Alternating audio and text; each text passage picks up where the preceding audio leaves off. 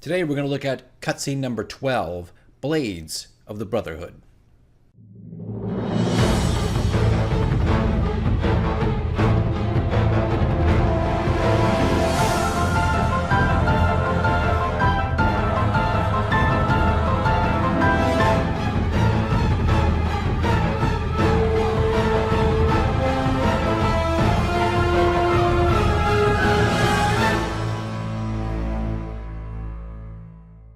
Hey everybody, this is DM Mike, and yes, this is cutscene number 12. It comes right after the tone piece, which is City of Elturel. Technically not really a radio drama cutscene, but this is the way I've ordered things, so I'm just going to keep running with it because I'm already really confused by my own channel. But anyway, so we're on cutscene or radio drama number 12. It's called The Blades of the Brotherhood. Now, The Blades of the Brotherhood, this title actually came from R.A. Salvatore's book.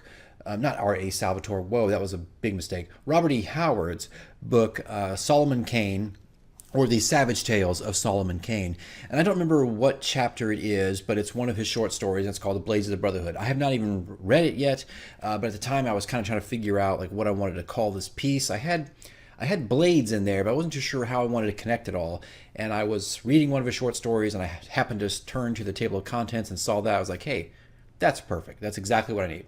Because this particular cutscene, if we want to look at a timeline of Hoard of the Dragon Queen, which I kind of want to put something up, some kind of organic timeline, just for my own campaign, that is showing what's happening and when a cutscene happens and what happens with some of the characters. Not everything, because that would just take forever, but the major leaps in the story beats, the plots, and just show where like a radio drama fits in with the characters.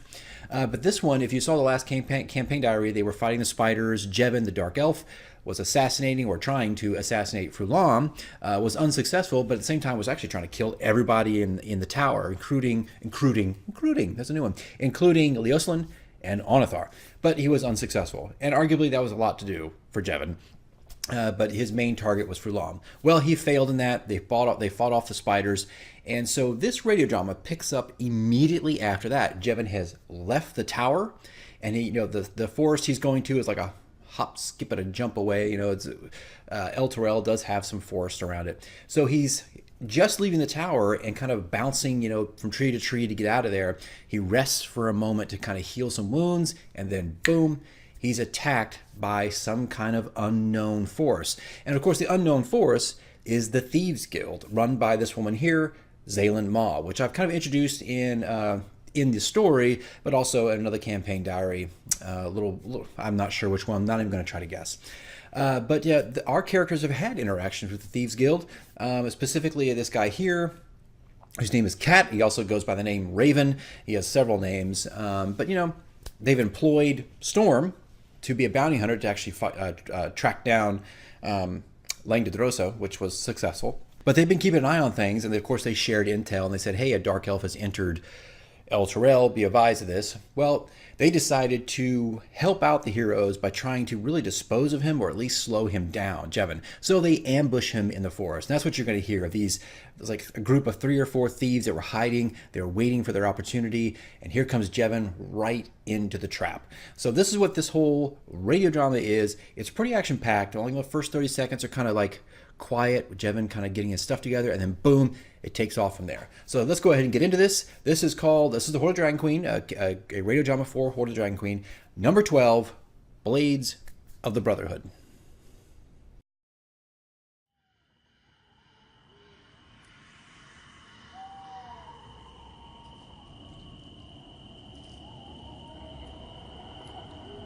Jeven, the dark elf, silently lands on the branch of a great tree, sheathing his daggers as his hawk-like gaze scans the forest. Feeling confident that his presence has gone undetected, he opens a small pouch and tends to his wounds. The forest is deathly quiet. As the elf finishes wrapping his bandages, a flash of silver emerges from the darkness as 3 long throwing daggers approach. Jeven quickly blocks each of the daggers with his long sword while jumping and twisting into the air on a higher branch. As soon as he lands, a human in black surprises him from above. Their swords meet in a deadly standoff as they clash on the enormous branch of the great oaks. Jeven backflips behind the man in black, throwing out several dirks. His adversary blocks most of them, but takes one directly into his shoulder as Jeven lands with barely a whisper to the ground below, the enormous branch falling behind him. In a single motion, Jeven brings a small metallic whistle to his lips, echoing a strange calling into the forest.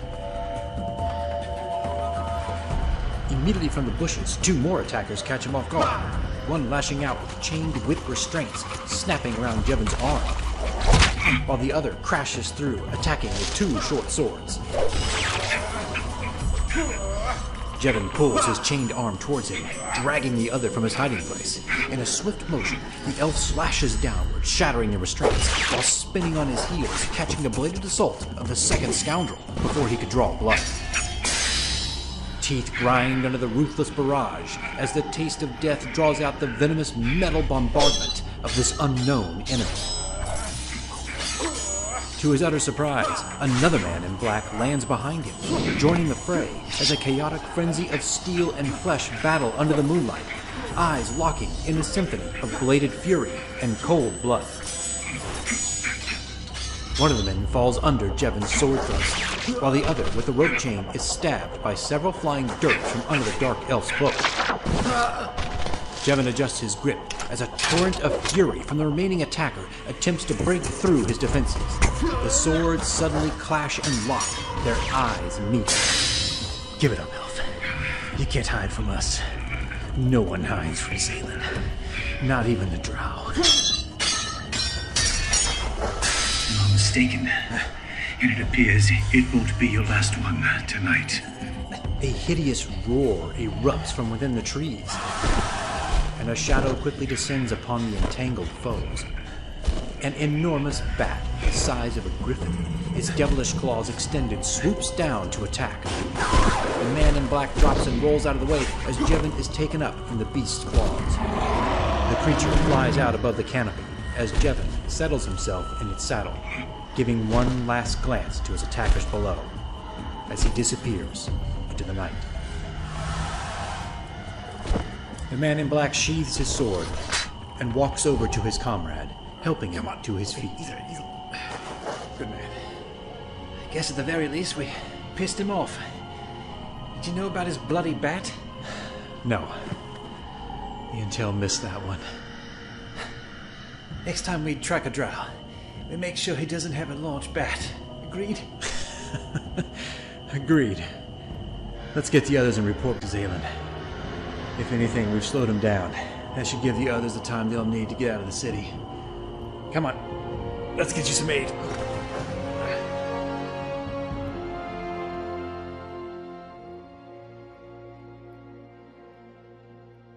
And that's it, guys. That's all there was to it. One thing I did learn from doing this particular radio drama, I almost recorded my recording process, which I think I'm going to do with the next one, just so you see how I'm doing this stuff. But it was difficult to write action, and I kind of felt like it was hard to not be wordy with my narration while trying to do background noises of people in combat. It was tricky. I had to tone down some of the sword clashes, and even then I'm not sure if I was completely successful at that, because sometimes a sword clash would just kind of drown out my narration, or vice versa. So volume leveling in that particular radio drama was tricky. So I'm not even sure if I really pulled it off. I feel like I could do a couple things a little bit better there. But one thing I did pull away from that, or learn from this experience, is, man, it's hard to write action. I think it is, and just in general, it's hard to write it, especially if you're narrating it on audio and you're also trying to put effects to it. So I got to find a way to be a little more pithy when it comes to narration, and just be blunt, straightforward, and move on. So it was just tricky. And the script was only 3 pages, which translates to about 2.5, maybe 3 minutes. But it actually ended up being like 4.5 minutes, which is about right. Because, there's a lot of pauses here and there in action.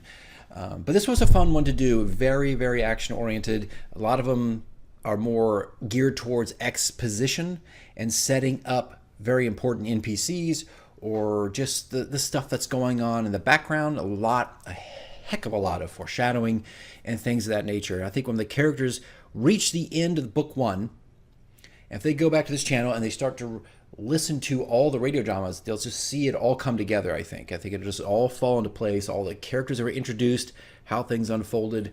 I like that kind of stuff. I don't know, I think that's the gold in foreshadowing. It's the awesomeness of foreshadowing. You can kind of go back and you see all these different things. I know I've talked about this before. I'm repeating myself. But anyway, guys, that's it. That was the radio drama that we used this past Friday, November 16th when we played. We're going to play again this coming weekend through Thanksgiving. Nobody had anywhere to go. And I don't do Black Friday and nobody else does. So we're going to play. Normal time, though. Nothing too crazy. So that's it, guys. The next video will be the campaign diary from this last session. And then, of course, I'm going to show off some of the tabletop simulator maps, the Trial of Kellamvor, which I'll talk about. And, of course, more of the Mirror of the Dead Men. I've got 4 maps or something like that now done with this. And I'm not sure if I'm done. I'm not sure if this is all finished yet. But we are still in Chapter 6. So anyway, guys, that is it. I will let you go, and I'll see you in the next video.